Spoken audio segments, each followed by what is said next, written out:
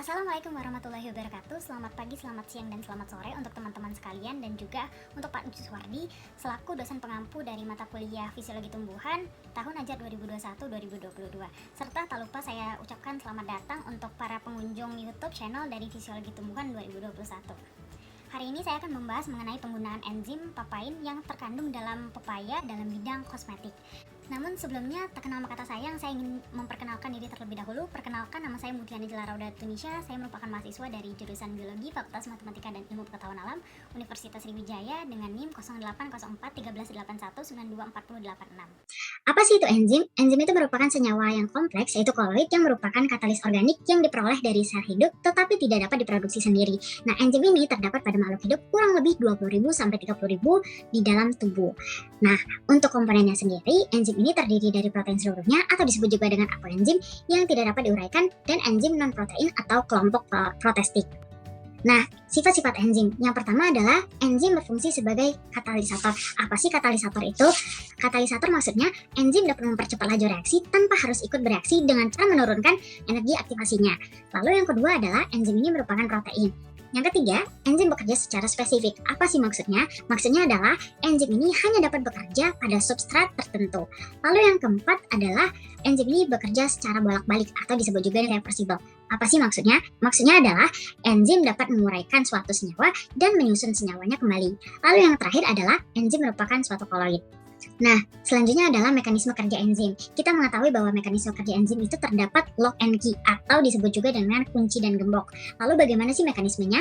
Mekanismenya adalah enzim ini memiliki sisi aktif, di mana sisi aktif ini nantinya akan berikatan dengan substrat yang memiliki bentuk dan molekul yang sesuai dengan sisi aktif enzim tersebut, sehingga nantinya bisa menghasilkan suatu produk. Nah, faktor-faktor yang dapat mempengaruhi keaktifan enzim ini terdapat konsentrasi dan substrat. Nah, maksudnya bagaimana? Jika konsentrasi dan substratnya tinggi, maka semakin cepat juga reaksi tersebut terjadi. Lalu juga yang kedua ada pH, buffer, dan temperatur. Nah, maksudnya apa? Jadi, si enzim ini dapat bekerja pada pH dan temperatur sesuai dengan kondisi lingkungan enzim itu bekerja. Nah, lalu yang terakhir ada waktu, radiasi, dan tekanan tinggi. Nah, lalu terdapat zat kimia yang mengurangi pertumbuhan enzim. Yang pertama adalah endapan protein atau juga disebut dengan denaturasi. Yang kedua adalah zat pengoksidasi. Yang ketiga ada fixing agent seperti formaldehid, iodin, dan yang keempat adalah zat yang bereaksi dengan besi dan tembaga. Nah, selanjutnya ada klasifikasi enzim. Nah, terdapat dua kelompok besar enzim. Yang pertama adalah hidrolase, yang kedua adalah desmolase. Enzim ini berdasarkan reaksi yang dikatalisnya itu terbagi lagi menjadi 6 tipe. Yang pertama adalah transferase, oksidoreduktase, yang ketiga adalah ligase, liase, isomerase, dan hidrolase. Nah, enzim hidrolase ini contohnya seperti pektase, invertase, emulsin, amilase, maltase, melin, dan lain sebagainya. Nah, lalu bagaimana dengan enzim desmolase? Enzim desmolase merupakan enzim yang terbentuk karena pecahan dari reaksi oksidasi reduksi sehingga akan mengandung dehidrogenase, oksidasi, transminase, hipoksidase, peroksidase, dan juga katalase. Nah, penggunaan enzim dalam bidang kosmetik ini ada banyak sekali.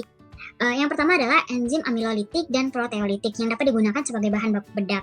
Lalu selanjutnya ada enzim tripsin, lipase, dan diastase yang dapat digunakan untuk bahan pencuci atau pembersih kulit. Selanjutnya adalah enzim proteolitik yang juga dapat digunakan dalam operasi pembedahan luka-luka dengan campuran streptodornase. Lalu selanjutnya ada enzim tirosinase sebagai bahan pewarna rambut. Yang terakhir ada enzim keratinase yang digunakan untuk menghancurkan rambut atau bulu-bulu halus. Nah, selanjutnya ada beberapa jenis enzim yang terkandung dalam beberapa tumbuhan. Contohnya seperti di timun terdapat enzim oksidase asam askorbat. Nah, biasanya penggunaan timun ini suka sekali digunakan dalam bidang kecantikan seperti penggunaan krim pembersih wajah dan juga untuk menghilangkan kantong mata. Lalu juga terdapat tomat, di mana di dalam tomat ini terdapat kandungan berupa enzim pektase, katalase, peroksidase, poligalakturonase.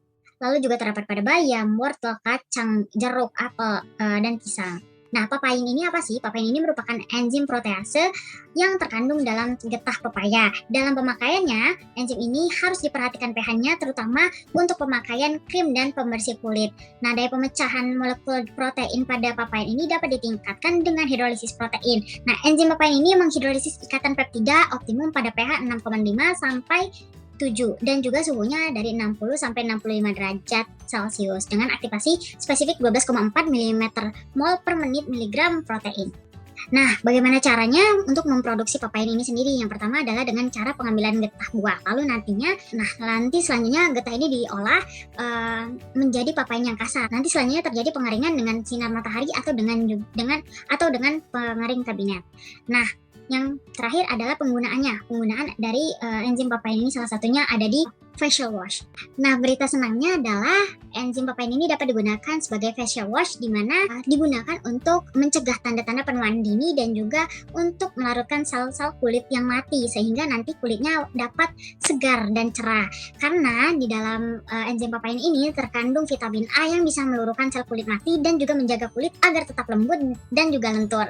Nah, fungsi AHA ini pada kulit membantu membersihkan sel kulit mati, menghilangkan kerutan dan juga garis-garis halus pada wajah. Nah, teman-teman sekalian, dari pemaparan tersebut, maka dapat disimpulkan bahwa ini menjadi tantangan yang besar bagi kita, calon saintis muda, dan juga para milenial lainnya untuk bisa mengembangkan penelitian-penelitian dalam sektor tumbuhan. Bisa digunakan seperti pepaya dan lain sebagainya. Untuk teman-teman, sekian presentasi dari saya. Lebih dan kurangnya saya mohon maaf. Wabillahi taufiq wal hidayah. Assalamualaikum warahmatullahi wabarakatuh.